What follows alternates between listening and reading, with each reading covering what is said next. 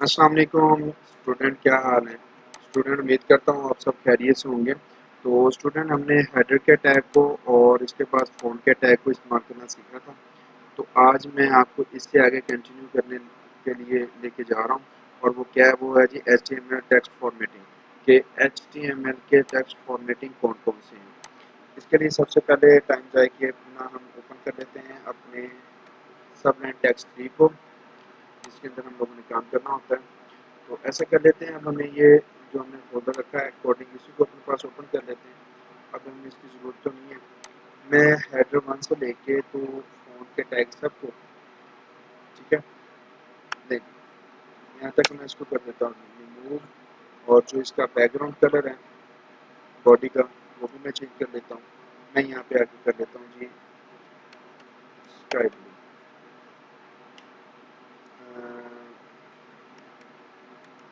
Light pink. चलें, अब हमने इसका कलर कर लिया जी लाइट पिंक। अब हमने करना है इसके ऊपर काम, और काम करने के लिए सबसे पहले मैं ऐसा करता हूँ, आपको सिखाता हूँ आज जो वर्ड्स चेंजिंग क्या होती है। सबसे पहले मैं यूज़ करता हूँ बी का tag, B tag start, B tag close. अब यहाँ पे लिख लेते हैं वेलकम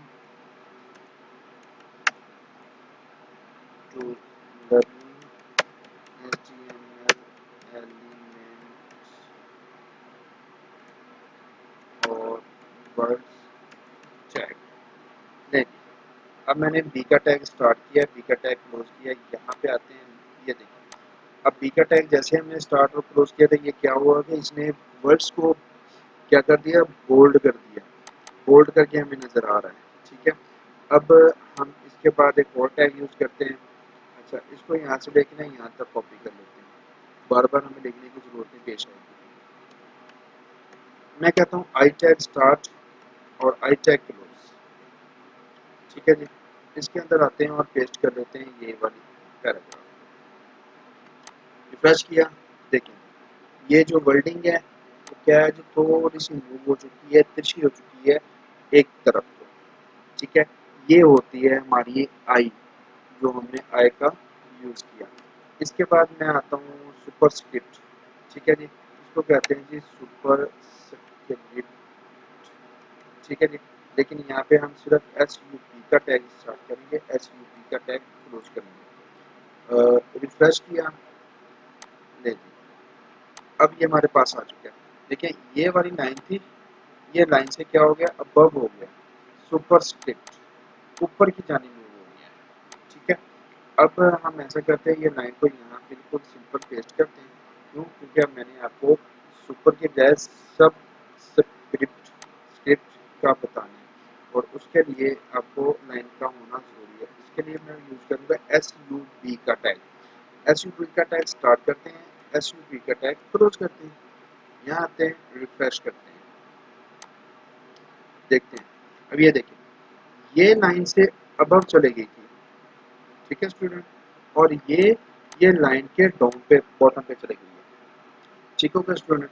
इसका मतलब ये है कि ये अप और डाउन जा रही है। पहले हमने सुपरस्क्रिप्ट, कुछ पैराग्राफ होते हैं जिसके पैराग्राफ के अंदर ही लाइंस ऊपर की तरफ ही मूव हुई होती है, अट्रैक्टिव नज़र आ रहे होते हैं, और कुछ होती है कि बॉटम की तरफ मूव किए जाते हैं ताकि लाइन से अलग ही आपको नजर आए और आप इनको रीड कर सकें, ठीक है student.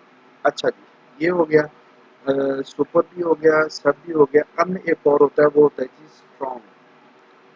Strong tag start, strong tag close. हमें परचेज नहीं करना, हमारे पास ये फ्री में ही अच्छा वर्क करता है, परचेज करने की क्या जरूरत है। नेक्स्ट स्टूडेंट, अब ये स्ट्रॉन्ग का टैग यूज किया और ये बी का टैग यूज किया, इन दोनों में कोई भी डिफरेंस नहीं है, ये दोनों तकरीबन सेम ही है। अगर आप कहीं बी का टैग यूज कर सकते हैं, कहीं स्ट्रॉन्ग का टैग यूज कर सकते हैं, इसमें कोई मसला नहीं, जो आपको याद रहे आप इसको इजीली यूज कर सकते हैं। अच्छा स्टूडेंट, अब इसके बाद हमारे पास कौन सा टैग रह गया, हमारे पास रहता है जी student tag delta. Del tag start, del tag close. अब यहाँ पे आके मैं करता हूँ पेस्ट। अब यहाँ पे आएंगे, रिफ्रेश करेंगे, नेक्स्ट। अब हुआ क्या है जी, ये वाला जो था पैराग्राफ, ये वाली जो वर्डिंग थी इसके ऊपर एक लाइन सी लग चुकी है। ये अक्सर आपने चीज़ें देखी होंगी कि कुछ चीज़ें आप वेबसाइट के अंदर देखते हैं उनके ऊपर लाइन लगी होती है कि चीज़ें मौजूद होती हैं लेकिन कट की होती है ताकि पढ़ने वाला पढ़ भी ले, उस पर अमल करे या ना करे उसकी मर्जी होती है, इसलिए कट कर देते हैं। और ये कट करवाने का एक और मकसद भी है, वो भी मैं आपको चले समझाता जाता हूँ। फॉर एग्जाम्पल हम कोई चीज़ की सेलिंग कर रहे होते हैं और वो होती है जी क्या कहते हैं जी, मैं कहता हूँ कि चीज़ है जी $500 की, सेव अप टू $200, और मैं यहाँ पे एक डेल का टैग स्टार्ट करता हूँ, डेल का टैग क्लोज करता हूँ। यहाँ पे मैं लिखता हूँ 300, सॉरी 300 नहीं, $700।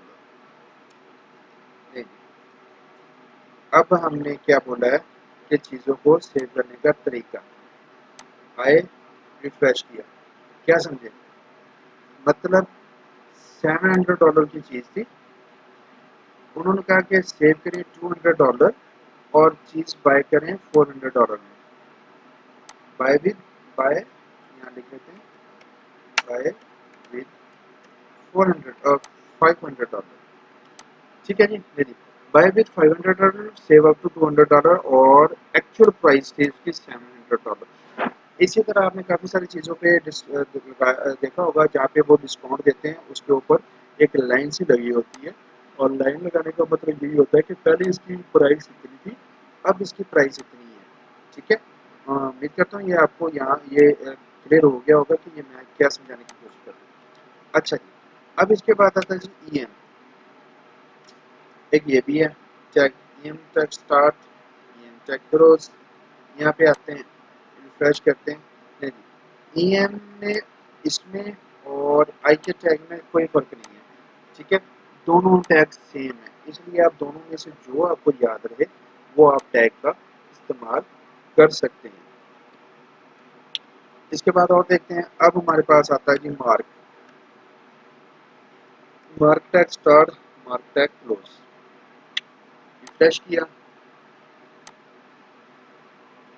नहीं, अब क्या हुआ, कुछ चीज़ें पैराग्राफ के अंदर मार्क की हुई होती हैं ताकि वो अलहदा से ही नज़र आए। इसके लिए हमने एक यूज़ करना होता है टैग को, और वो टैग क्या है, वो टैग है जी मार्क का टैग। जो भी उसके अंदर लिखेंगे उसका बैकग्राउंड कलर येलो हो जाएगा खुद ब खुद ही, और उसके ऊपर वर्डिंग जो होगी वो ब्लैक में होगी, थोड़ी सी बोल्ड हो जाएगी। इसकी निस्बत देखेंगे ना आप, इसकी निस्बत ये थोड़ी सी बोल्ड है। अब इसके बाद हमारे पास और आगे हम कंटिन्यू करते हैं।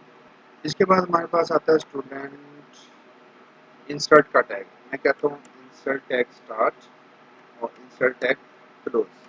इसमें आते हैं, रिफ्रेश करते हैं और देखते हैं जी हमारे पास ये कौन सा टैग है।